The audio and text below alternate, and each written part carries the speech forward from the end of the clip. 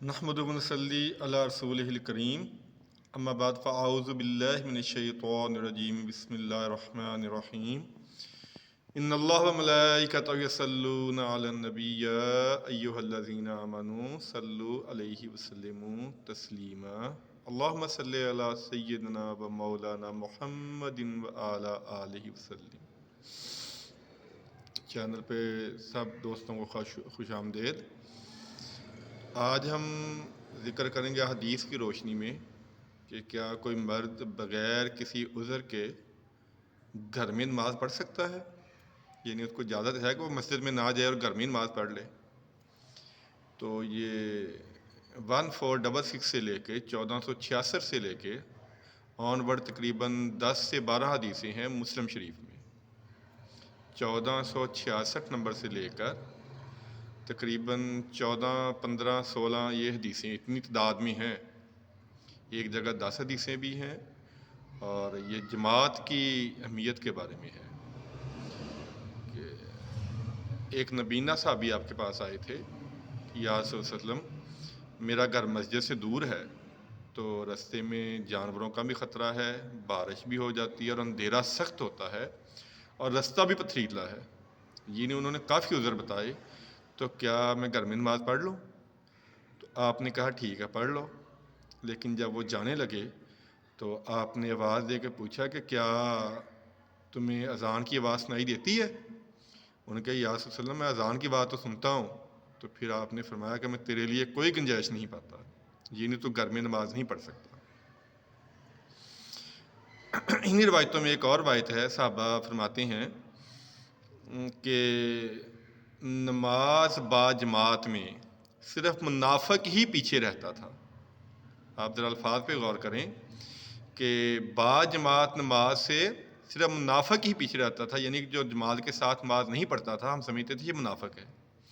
یہاں تک صحابہ کا شوق تھا جماعت کے ساتھ کہ اگر کوئی بیمار ہوتا اور اسے 2 افراد کے سہارے بھی آنا پڑتا تو اس کی کوشش ہوتی کہ وہ مسجد میں آ کے نماز ادا کرے۔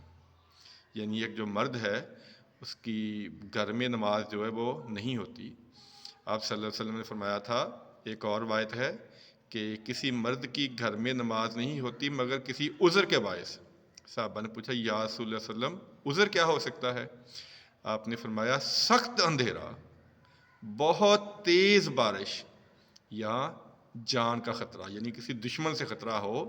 اگر یہ وجوہات ہیں تو وہ گھر میں نماز پڑھ سکتا ہے، ورنہ گھر میں نماز نہیں پڑھ سکتا۔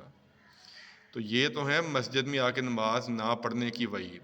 تو جو دوست پڑھتے ہی نہیں ہیں وہ بھی ذرا اپنا خیال کریں۔ امام مالک نے اپنی موطا میں ایک روایت کی ہے، بہت ہی سخت وعید ہے۔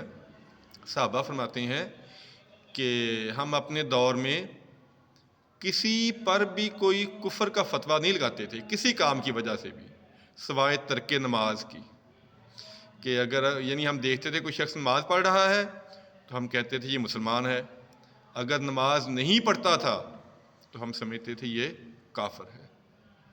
اب اس سے بڑی سخت وعید کیا ہو سکتی ہے؟ نماز جو ہے وہ ہر حال میں ہر قیمت پہ پڑھنی ہے، اور مرد کے لیے مسجدیں بنی ہوئی ہیں۔ مرد مسجدوں میں آ کے جماعت کے ساتھ نماز ادا کریں۔ وَأَقِیمُوا الصَّلَاةَ وَآتُوا الزَّکَاةَ وَارْکَعُوا مَعَ الرَّاکِعِینَ، یہ اللہ قرآن پاک کی آیت بھی ہے کہ نماز ادا کرو، زکوٰۃ دو، رکوع کرو رکوع کرنے والوں کے ساتھ، یعنی کہ مسجد میں آ کے نماز ادا کرو۔ تو جو گھروں میں نماز پڑھتے ہیں یا نماز نہیں پڑھتے وہ ذرا ان حدیث پہ غور کریں کہ مسلم شریف کی بڑی دفعہ حدیث بیان ہو چکی ہے، 246 نمبر حدیث، کہ آپ صلی اللہ علیہ وسلم نے فرمایا تھا کہ ایمان اور کفر یعنی مسلمان اور کافر کے درمیان جو فرق ہے وہ نماز ہے۔ نماز کے بارے میں بڑی تفصیلی گفتگو پہلے ہو چکی ہے، بے نمازی کا انجام نامی بیان میں، آپ وہاں دیکھ سکتے ہیں۔ یہ تو صرف جماعت کی چھوڑنے کی وعید کے بارے میں آج بات ہوئی ہے۔ اللہ تعالیٰ سے دعا ہے کہ اللہ تعالیٰ عمل کی توفیق عطا فرمائے اور نماز با جماعت پابندی کے ساتھ مسجد میں ادا کرنے کی توفیق عطا فرمائے۔ آمین ثم آمین۔ السلام علیکم ورحمۃ اللہ وبرکاتہ۔